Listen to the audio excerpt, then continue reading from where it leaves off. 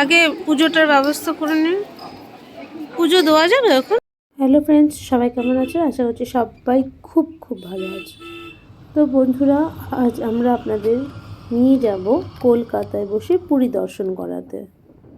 হ্যাঁ, ঠিকই শুনেছেন, কলকাতাতেও আছে পুরীর মন্দিরে নেয় শ্রী জগন্নাথ দেবের মন্দির। তো চলুন, আজ আপনারা সেখানে বেরিয়ে আসবেন আমাদের সাথে। তো এই মন্দিরটি খিদিরপুরে অবস্থিত। খিদিরপুরের স্টেশন থেকে খুব বেশি দূরত্ব নয়, হাঁটা পথে কিন্তু পৌঁছে যাওয়া যায়, যদিও আমরা কিন্তু বাই রোড যাচ্ছি। তো সকাল 11:20 হঠাৎ করে ঠিক হলো আমরা যাব খিদিরপুরের যে মন্দির আছে জগন্নাথ দেবের মন্দির, যেটার কথা আমি অনেকদিন শুনেছি কিন্তু যাওয়ার হয়ে উঠছিল না। তো সেটাই আমরা যাব ঠিক করলাম এবং সেই হিসেবে উবের বুক করলাম। মনে হলো যে ওখানে গিয়ে মহাপ্রসাদও তো গ্রহণ করা দরকার। তো সেই জন্য আমরা ওখানে ফোন করলাম মন্দির কর্তৃপক্ষের কাছে, কিন্তু দুর্ভাগ্যবশত ওনারা প্রথমে বললেন যে আগের দিন ভোগ কিন্তু বুক করে রাখতে হয়। তো সেটা তো সম্ভব হয়েছিল না। তো দুঃখ প্রকাশ করায় ওনারা কিন্তু আমাদের মনের কথাটা বুঝতে পারলেন এবং ওনারা বললেন ঠিক আছে, 12:30টার মধ্যে যদি আমরা পৌঁছাতে পারি তাহলে কিন্তু আমরা ভোগ পেতে পারি। তো যাই হোক, আমরা 12:15 নাগাদ পৌঁছে গিয়েছিলাম। তো মন্দিরের প্রবেশদ্বারের পাশেই আছে জুতো রাখার জায়গা, সেখানে জুতো রেখে আমরা কিন্তু অরুণাস্তম্ভ বা সিংহ দরজা এই দিয়ে আমরা কিন্তু ভেতরে ঢুকব। এই মন্দিরের ইতিহাস সম্বন্ধে আমি একটু আপনাদের ধারণা দিয়ে দিতে পারি। সেটা হচ্ছে 1967 খ্রিস্টাব্দে কলকাতার খিদিরপুর বন্দরের 108 নম্বর ওয়ার্ডের এলাকায় জগন্নাথ দেবের কিছু শ্রমিক ভক্তরা প্রথমে একটি টিনের চালের মধ্যে কাগজের সেই জগন্নাথ বলরাম সুভদ্রার ছবি দিয়ে কিন্তু তাতে পুজো করতেন এবং সময়ের সাথে সাথে এই মন্দিরের বিভিন্ন রকম পরিবর্তনের মাধ্যমে 1999 খ্রিস্টাব্দে ঠিক করা হয় যে এটিকে পাকাভাবে তৈরি করা হবে সম্পূর্ণ পুরীর মন্দিরের আদলে। তো 1999 খ্রিস্টাব্দে নভেম্বর মাসে কিন্তু ভিত্তিপ্রস্তর স্থাপিত হয়। সেই সময় পুরীর জগন্নাথ মন্দির থেকে সব পূজারীরা এসেছিলেন এবং শিলান্যাসের সময় কিন্তু সেই সময় মহাযজ্ঞ হয়। সেই মহাযজ্ঞে কিন্তু সেই সব পণ্ডিতরা মঙ্গল কামনায় অংশ নেন। সম্পূর্ণ পুরীর জগন্নাথ মন্দিরের আদলে গড়ে তোলা হয়েছে মন্দিরটি। যেমন পুরীর জগন্নাথ মন্দিরের সামনে সিংহ দরজা রয়েছে, এখানেও কিন্তু সেরকম রয়েছে এবং রয়েছে অরুণাস্তম্ভ। আর এই অরুণাস্তম্ভ থেকে 18টি সিঁড়ি উপরে রয়েছে গেরুদা স্তম্ভ এবং তারপরেই রয়েছে গিয়ে মন্দিরের মূল দরজা। তাহলে এখানে পুজো দিতে পারেন। পুজোর ডালা 51 টাকা থেকে শুরু আছে এবং তার উপরে বিভিন্ন রেঞ্জের আছে। আপনারা আপনাদের মন মতো কিন্তু এখানে পুজোও দিতে পারেন। 2003-এ মূল মন্দিরের রত্নবেদিতে স্থাপন করা হয়েছিল মহাপ্রভু শ্রী জগন্নাথ, বলভদ্র এবং দেবী সুভদ্রার বিগ্রহ। যাই হোক, আমরা এখানে এসে প্রথমে লাইন দিলাম পুজো দেব বলে। তো ওনারা বললেন যে আমাদের একটু অপেক্ষা করতে হবে, কেননা এখন এখানে ভোগ প্রসাদ বা ঈশ্বরকে প্রসাদ প্রদান করা হবে। তো সেই জন্য আমরা অপেক্ষা করলাম লাইনে দাঁড়িয়ে।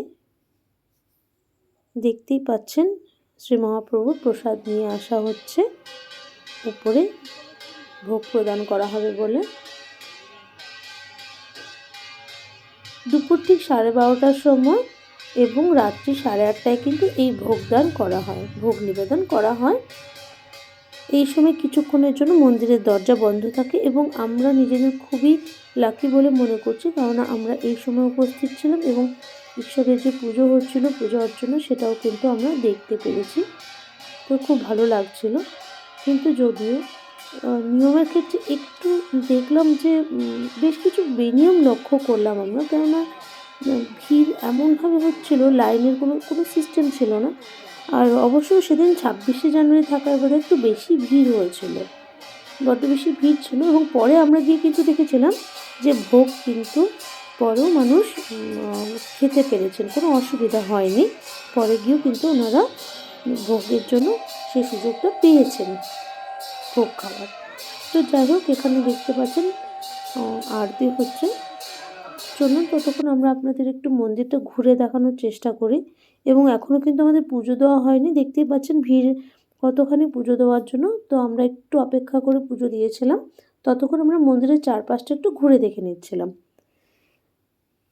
বলে দিই, সকাল 6টা থেকে দুপুর 1টা পর্যন্ত কিন্তু দর্শনের সময়, এবং বিকেল 4টে থেকে রাত্রি 9টা পর্যন্ত। আর প্রতিদিন কিন্তু সূর্যাস্তের সময় সন্ধ্যারতি হয়। আর ভোগদান যেমনটা বললাম দিনে দুবার হয়, বেলা 12:30 এবং রাত্রি 8:30। মন্দিরের কারুকার্য বেশ লক্ষণীয় এবং অবশ্যই প্রশংসনীয়। খুবই সুন্দর কাজ করা রয়েছে। পুরীর মন্দিরকে একদম মানে লক্ষ্য করে কিন্তু তৈরি করা হয়েছে। দর্শন করতে আমাদের খুব একটা অসুবিধা হয়নি, যদিও বললাম 26শে জানুয়ারি থাকার জন্য ভিড় ছিল, তবু অসুবিধা হয়নি। সামনেই দেখতে পাচ্ছেন ট্রেন লাইন, ওটা চক্ররেল। আপনারা চাইলে পারে বাগবাজার বা বিধাননগর থেকে কিন্তু চক্ররেলে এখানে আসতে পারেন। ট্রেন থেকে নেমে একটু হাঁটা পথ, অথবা আপনারা কিন্তু বাসেও যেতে পারেন। তো এই সমিতি মানে যে পূজা কমিটি আছে, অষ্টম প্রহরী, রথযাত্রা, জন্মাষ্টমী, শিবরাত্রি, সরস্বতী পুজো, গণেশ পুজো বা ভাগবত সপ্তাহ ইত্যাদি কিন্তু আয়োজন করে থাকে এখানে। প্রতিটি অনুষ্ঠানে কিন্তু খুব সুন্দরভাবে এখানে পালিত করা হয়।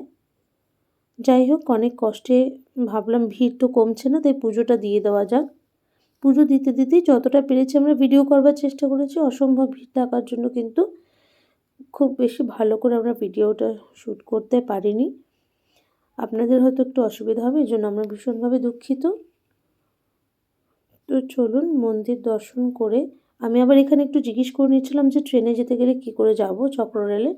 তো যিনি দাঁড়িয়েছিলেন ওখানে মন্দিরেরই একজন পুরোহিত, উনি আমাদের বলে দিলেন যে একটু হাঁটা পথে কিন্তু স্টেশন পড়বে এবং সেখান থেকে ট্রেন পাওয়া যায়। যদিও আমরা ট্রেনের অপেক্ষা করিনি, আমরা উবেরেই ফিরে এসেছিলাম, কারণ আমাদের একটু তাড়াহুড়ো ছিল।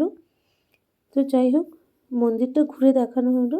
এরপরে আমরা ভোগ প্রসাদ গ্রহণ করব। এর মধ্যে ঈশ্বরকে যে ভোগদান করা হয়েছিল, ভোগ নিবেদন করা হয়েছিল, তার প্রসাদও কিন্তু আমরা পেয়েছি। বললাম যে আমরা খুব লাকি, লেট করে পৌঁছলো, কিন্তু আমরা ঈশ্বরকে দর্শনের ক্ষেত্রে বা ঈশ্বরের ভোগ প্রসাদ গ্রহণের ক্ষেত্রে আমাদের কিন্তু কোনো রকম কোনো অসুবিধা হয়নি।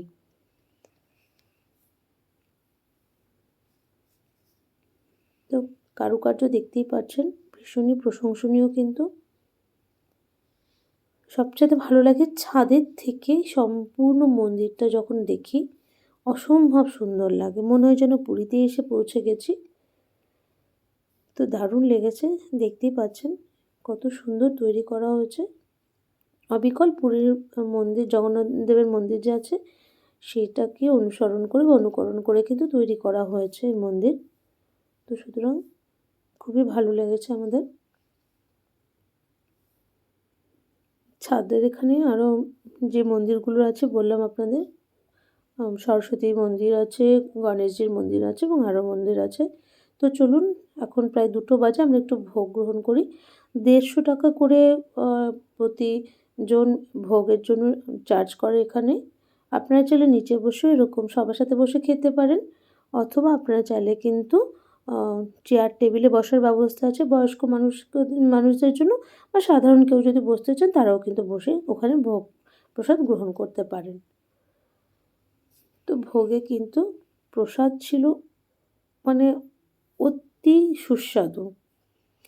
কথা আছে যে ঈশ্বরকে যাই নিবেদন করা হয় তাই আপনা থেকেই কেন কি জানি সুস্বাদু হয়ে যায়। তো এক্ষেত্রেও কিন্তু তার কোনো মানে ব্যতিক্রম হয়নি।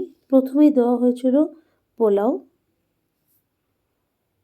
পোলাওয়ের পরে দেওয়া হয়েছিল সাদা চাল, যেটা বাসমতি রাইস ছিল, খুবই খুবই টেস্টি হয়েছিল রান্না। এরপরে দিয়েছিল ডাল, তারপরে একটা তরকারি,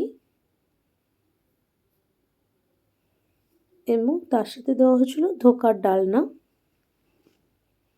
রান্নার স্বাদ নিয়ে কোনো তুলনা হবে না, যেটা আগেই বললাম। এইবার দেওয়া হয়েছিল চাটনি এবং সবশেষে পায়েস। এই ছিল আমাদের আজকের কলকাতার যে জগন্নাথ মন্দির আছে তার দর্শনের ভিডিও। আপনারা চাইলে অবশ্যই ঘুরে আসতে পারেন, আশা করব আপনাদেরও ভালো লাগবে। আমাদের অবশ্যই জানাবেন আপনারা ঘুরে এসে কেমন লাগলো। তো আজকের ভিডিওটা আমরা এখানেই সমাপ্ত করছি। আবার দেখা হবে নতুন কোনো ভিডিও নিয়ে, সেটা ট্রাভেল ব্লগ হোক বা রেসিপির। আপনারা সবাই ভালো থাকবেন, সুস্থ থাকবেন। আর শীত শেষ হয়ে যাচ্ছে, এর আগে যত জায়গা পারবেন ঘুরে নেবেন। আর অবশ্যই ঘুরে এসে আমাদের জানাবেন যে কেমন লাগলো এই মন্দির। আশা করব আপনাদেরও খুব ভালো লাগবে। তো আজকের এ পর্যন্তই, আবার দেখা হবে। ততক্ষণ টাটা।